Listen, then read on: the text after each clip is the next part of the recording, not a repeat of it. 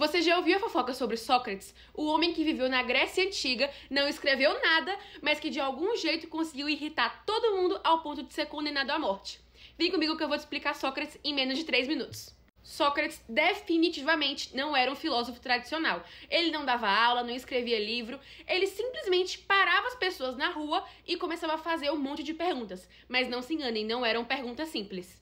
A partir do método socrático, ele começava a cutucar e a impulsionar as pessoas a responderem suas perguntas, conduzindo elas a cada vez mais entrarem em dúvida consigo mesmo. E esse método socrático de perguntas acabou gerando a dialética que a gente conhece, que é basicamente esse bate e rebate de perguntas para chegar mais perto da verdade. E através do método socrático e da dialética, o Sócrates forçava a pessoa a parir ideias que nem ela mesma sabia que tinha dentro dela, a verdade dentro dela. E isso é o que chamamos de maiêutica na filosofia. Ou seja, gente, você saía na rua para tomar um vinho tranquilo e voltava com uma crise existencial na sua cabeça.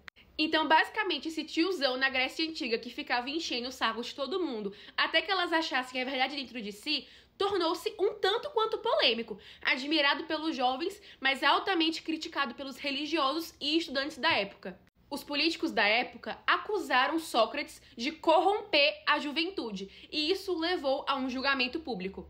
Ou seja, essas palavrinhas-chave que eu falei pra vocês, maiêutica, dialética, foram usadas contra o próprio Sócrates e viraram argumentos para o seu julgamento. Resultado da história: Sócrates, levado a julgamento, falou que a cidade deveria agradecê-lo, pois ele finalmente fez com que todo mundo começasse a pensar de forma racional.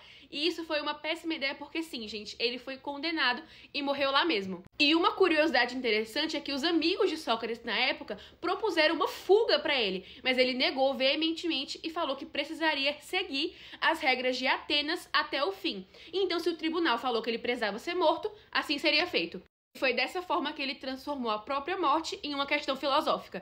E foi dessa forma que, sem escrever uma linha sequer, ele virou um dos filósofos mais importantes da história da Grécia Antiga, trazendo conceitos altamente relevantes para o dia a dia. E esse foi o vídeo te contando Sócrates como se fosse uma fofoca. Coloquem aqui nos comentários da Filade quais os próximos filósofos que vocês querem que eu explique e vem pro time da Filade se preparar pro Enem. Curtam, comentem, compartilhem e não se esqueçam de salvar o vídeo, que o vestibular tá chegando. Tchau, tchau!